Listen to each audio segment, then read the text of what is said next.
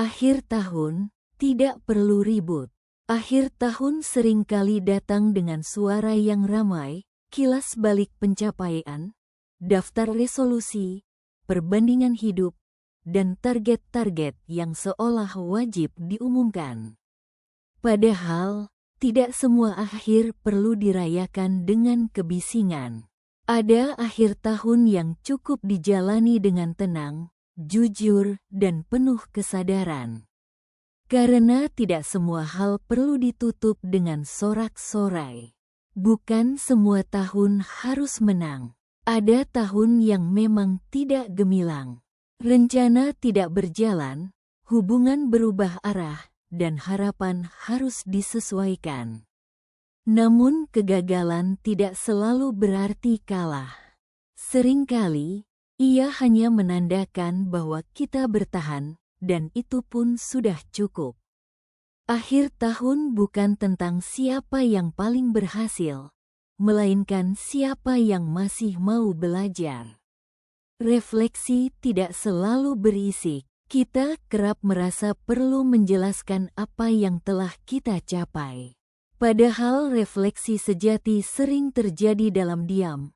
Saat kita mengakui kelelahan, menerima keterbatasan, dan memberi diri sendiri maaf atas hal-hal yang belum tercapai. Tidak semua pelajaran perlu diumumkan, cukup disimpan sebagai bekal. Berdamai dengan yang tidak selesai. Tidak semua urusan harus tuntas sebelum kalender berganti. Ada percakapan yang belum terjadi. Ada luka yang belum sepenuhnya pulih, dan ada mimpi yang masih menunggu waktu. Berdamai dengan yang belum selesai adalah bentuk kedewasaan yang sering terlewat. Akhir tahun bukan garis finish, melainkan jeda.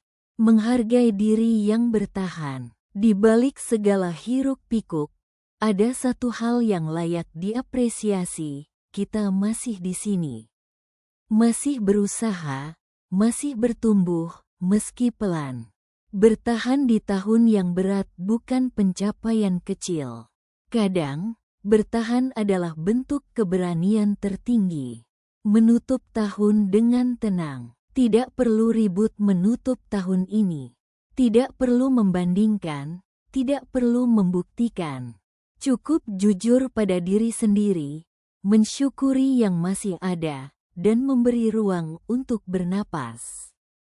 Karena menutup tahun dengan tenang seringkali menjadi cara terbaik untuk menyambut yang baru dengan hati yang lebih siap.